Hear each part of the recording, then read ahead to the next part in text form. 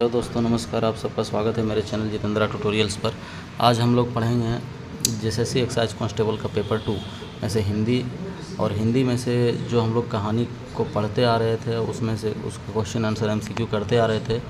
आप भरोसा कीजिए, मेरा हिंदी का जो भी वीडियो है, अगर आपका पेपर 2 हिंदी है तो फिर मेरे वीडियो से 1 या 2 क्वेश्चन आना एकदम कंपलसरी, एकदम आएगा ही आएगा। प्रत्येक वीडियो से मैं गारंटी दे रहा हूँ रहेगा।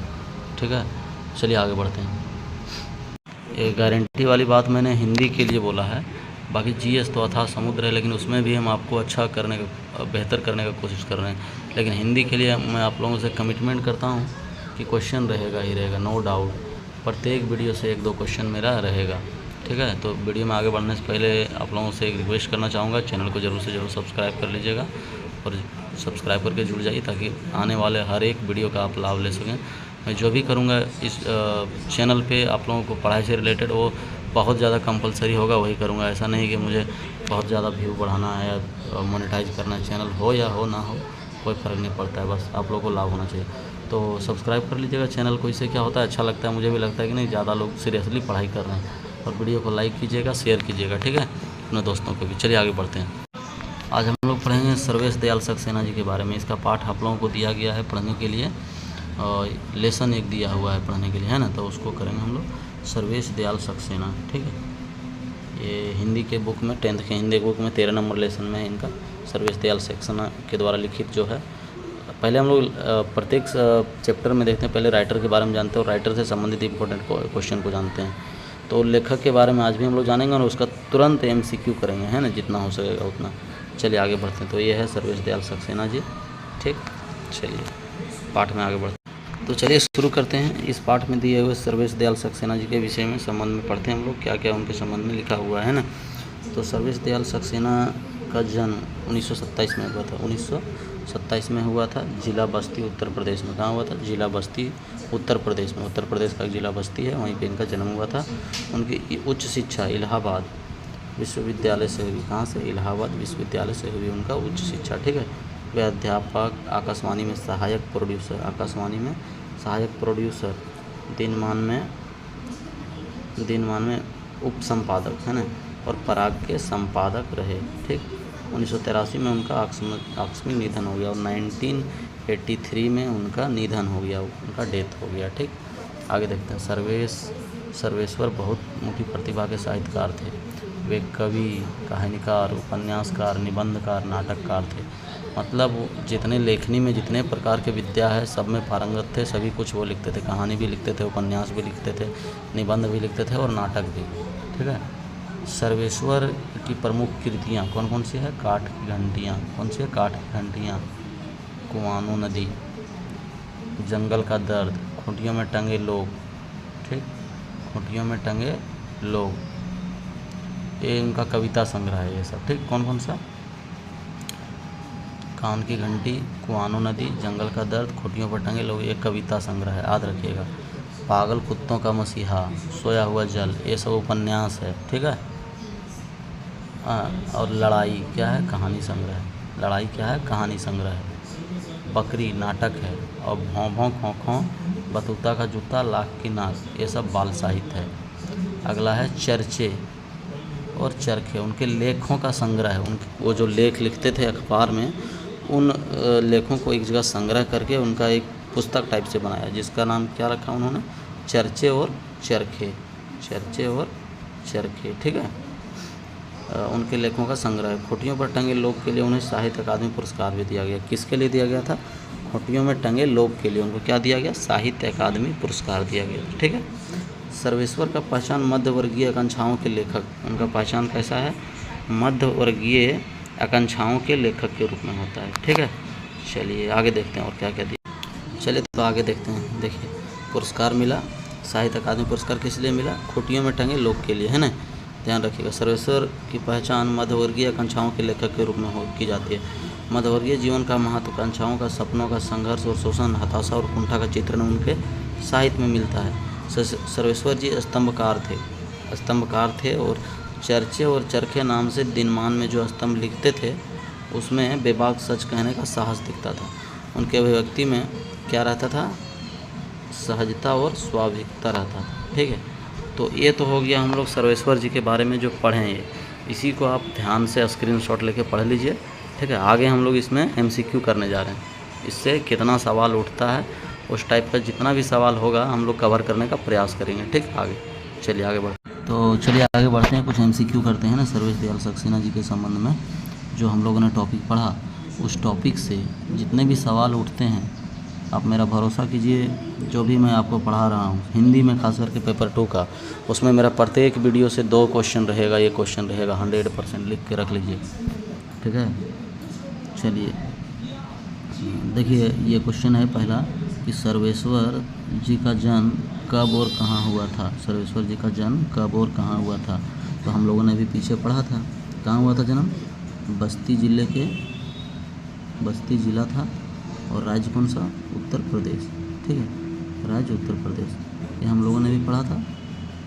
बस्ती जिला के उत्तर प्रदेश राज्य में, है ना। चलिए 1 नंबर हो गया। अब 2 नंबर प्रश्न देखिए। 2 नंबर है उनकी उच्च शिक्षा किस विश्वविद्यालय से हुआ था। उनकी उच्च शिक्षा किस विश्वविद्यालय से हुआ था, तो हम लोगों ने क्या पढ़ा था, कहाँ से हुआ था? इलाहाबाद विश्वविद्यालय से। कहाँ से हुआ था? इलाहाबाद विश्वविद्यालय से। इलाहाबाद विश्वविद्यालय से। इतना जगह नहीं है, मैं मोबाइल से वीडियो कर रहा हूँ तो आप लोगों को समझ में आ रहा होगा, उम्मीद करते हैं। तो इलाहाबाद विश्वविद्यालय। देखिए क्वेश्चन है इसमें, इसी पेज में, वे पैसे से क्या रहे, माने क्या रहे, मतलब क्या किए वो पैसे में, क्या रहे, ये आपको बताना है। ठीक है, तो क्या रहे वो तो आपको बता चुका हूँ मैं कि वो अध्यापक रहे, है ना, टीचर। ठीक, टीचर रहे थे, ऐसा मैंने आप लोगों को बताया था।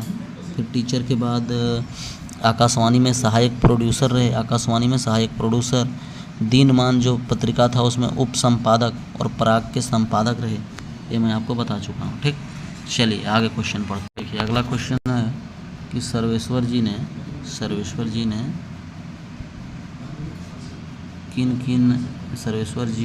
किन किन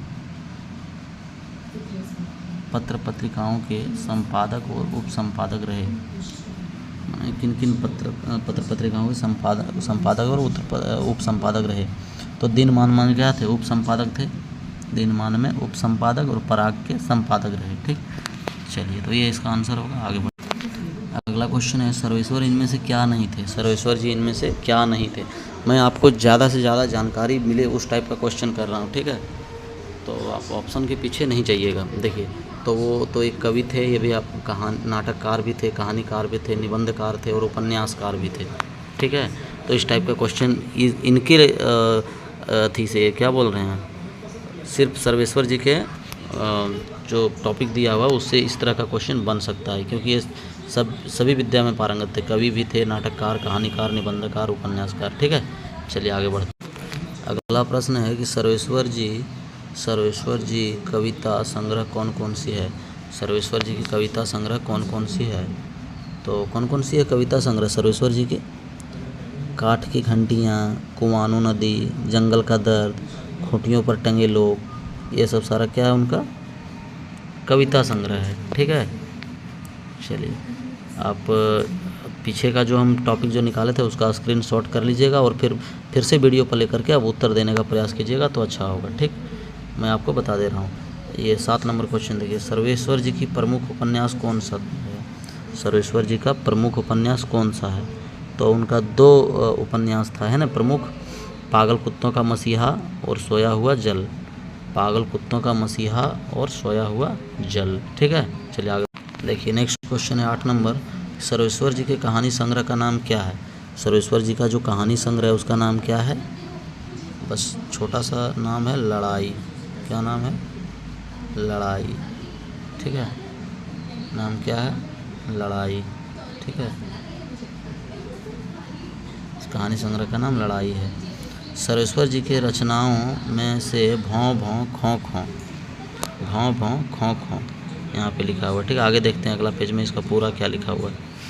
देखिए क्वेश्चन था कि सर्वेश्वर जी की रचनाओं में से भौं भौं खों खों, बतूता का जूता, लाख की नाक, ये सभी क्या है, तो ये सभी क्या है? बाल साहित्य है। क्या है? बाल साहित्य, जब हम पीछे पढ़ रहे थे तो आप लोग को बताए थे, ठीक है। बाल साहित्य मतलब बच्चों के लिए लिखा गया है ना, बाल साहित्य, ठीक है। चलिए नेक्स्ट देखते हैं। अगला है सर्वेश्वर जी के लेखों के संग्रह का नाम क्या है। सर्वेश्वर जी के लेखों का संग्रह क्या नाम है। तो पीछे हम बता चुके हैं क्या है नाम, पीछे बताए थे ना अभी।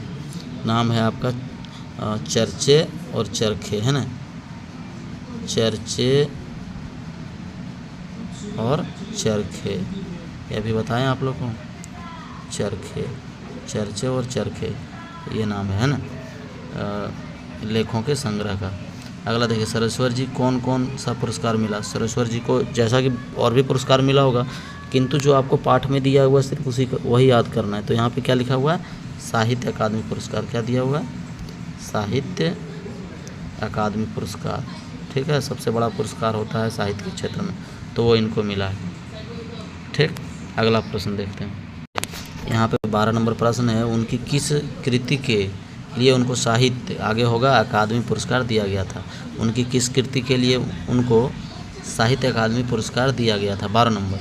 तो क्या था वो, किसके लिए दिया गया था, खूंटियों पर टंगे लोग, इसके लिए दिया गया था, है ना। देखिए उतना जगह नहीं है दोस्तों, तो मैं लिख तो नहीं पाऊँगा, लेकिन आप लोगों को बता देना, खूंटियों पर टंगे लोग, ये था पूरा, उसके लिए इनको साहित्य अकादमी पुरस्कार दिया गया था, ठीक है। चलिए 12 नंबर क्वेश्चन था। 13 नंबर क्वेश्चन की तरफ चलते हैं।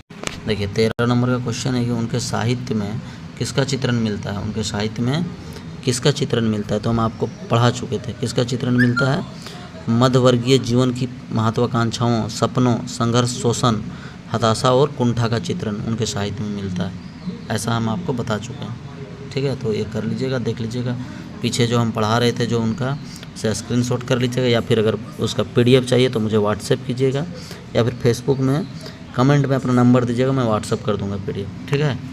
चलिए 14 नंबर प्रश्न देखिए, सर्वेश्वर जी किस नाम से दिनमान में स्तंभ लिखते थे।